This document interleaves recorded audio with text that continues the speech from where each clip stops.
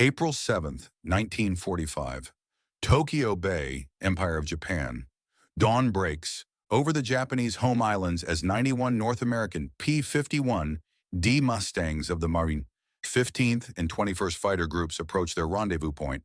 In the cockpit of his Mustang, Major James B. Tapp grips the control stick. His 6 wing-mounted 50 caliber M2 Browning machine guns loaded with armor-piercing incendiary rounds. The early model P-51Ds carry 500 rounds for each inboard gun and 270 from the center and outboard positions, a total of 2,800 rounds. Later variants would increase this capacity slightly, but for Tapp and his fellow aviators, it was more than enough for the mission at hand, a long-range fighter sweep directly into the skies over Tokyo. This was no ordinary flight. For the first time in history, the Japanese capital would not only face bombers but also swarms of American fighters capable of dominating its skies.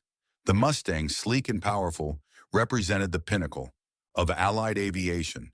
Its introduction into the Pacific theater had changed the rules of aerial warfare. The Mustang's arrival. The P-51 Mustang had already proven itself in Europe. Designed originally at the request of the British, the aircraft became truly formidable when fitted with the Rolls-Royce Merlin engine. The result was a fighter that could travel thousands of miles, escort bombers deep into enemy territory, and still outmatch most enemy interceptors. By late 1944, Mustangs roamed freely over Germany. Now in 1945, with airfields secured on Iwo Jima, the same strategy was being unleashed against Japan. For the bomber crews of the B-29 superfortresses, the arrival of the Mustang was a blessing. No longer would they face swarms of Japanese fighters alone, flying hundreds of miles without escort.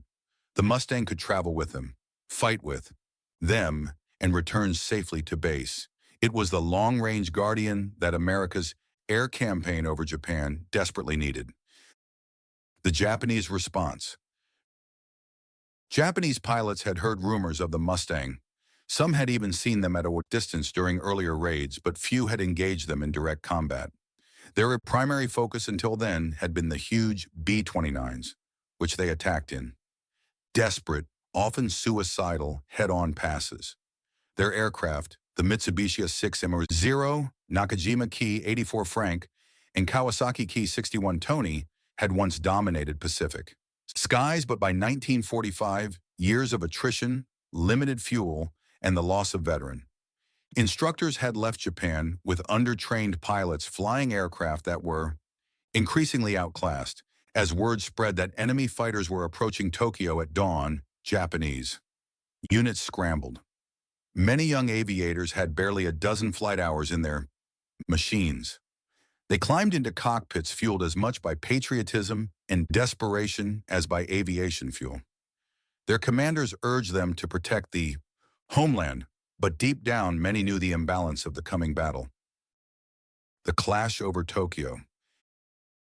At 10,000 feet, contrails streaked across the sky. Mustang formations broke off in disciplined sections, diving and climbing with devastating coordination. American pilots had trained relentlessly in squadron tactics, while Japanese units, depleted and scattered, often fought as individuals. Major Tapp spotted a Ki 84 Frank maneuvering into position. The Japanese pilot rolled hard, trying to dive away. Tapp pushed his throttle forward, the Merlin engine screaming. In seconds, he closed the gap. A squeeze of the trigger sent 6 streams of fire into the Frank. The aircraft shuddered, belched smoke, and erupted into flames before tumbling into the waters of Tokyo Bay. Tapp banked away, scanning for his next target. Elsewhere, Mustangs fell upon airfields ringing the city. They strafed grounded fighters, set hangars ablaze, and ripped through fuel dumps. The Japanese pilots, who managed to take off, found themselves overwhelmed by enemy aircraft that were faster, stronger, and flown by seasoned combat veterans. One Japanese pilot, Lieutenant Kenji Sato, later recalled his shock. He had flown against American F-6F Hellcats and F-4U Corsairs in the past, But the P-51 was different. It was everywhere, he remembered. If I turned left, a Mustang was already there. If I climbed, another dove down. They moved faster than my eyes could follow. The balance of power shifts. By mid-morning, the battle was effectively decided. Dozens of Japanese aircraft lay burning on the ground or smoking in the skies above Tokyo. American losses were minimal. The Mustangs, operating in concert with bombers, had seized control of the air. For the Japanese public, already reeling from devastating firebombing raids, the sight of American fighters swooping low over their neighborhoods was terrifying. It was one thing to endure high-altitude bomber streams. It was another to see enemy fighters strafing with impunity. The psychological blow was immense. For Japanese commanders, the situation was dire. They could not replace aircraft quickly enough, nor could they train pilots to match American skill. Each loss was irreplaceable. What Japan faced was not just superior machines, but an enemy. Industrial base capable of flooding the skies with them. A symbol of the war's end. The raid of April 7th was just one of many that spring, but it carried symbolic weight. It showed that Japan's skies were no longer its own. The vaunted defenders of the empire had been swept aside. The Mustang, once a stranger to the Pacific, was now master of the Japanese homeland. For the Americans, it was proof that their strategy worked. The B-29s could strike harder and deeper, protected by their escorts. Every destroyed Japanese fighter, every bombed airfield, brought the planned invasion of Japan closer. An invasion that ultimately would never come, halted only by the atomic bombs. Legacy of the P-51 over Japan. Historians often call the P-51 Mustang the finest all-around fighter of World War II. Its legend was forged over Europe, but its role in the Pacific should not be forgotten.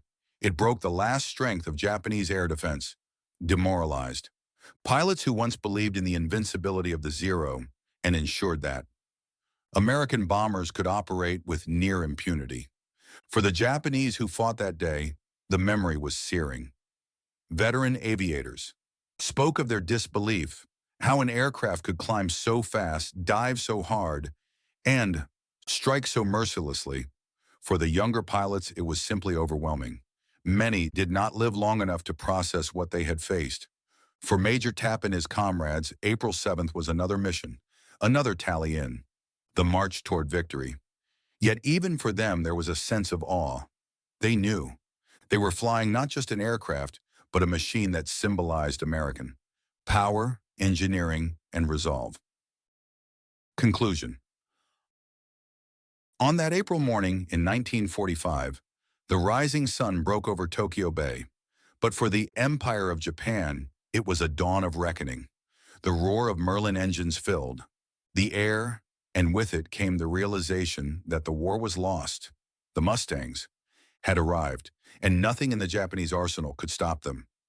More than just a fighter plane, the P-51 was a messenger of defeat, a sleek silver herald of the end of Japan's air war.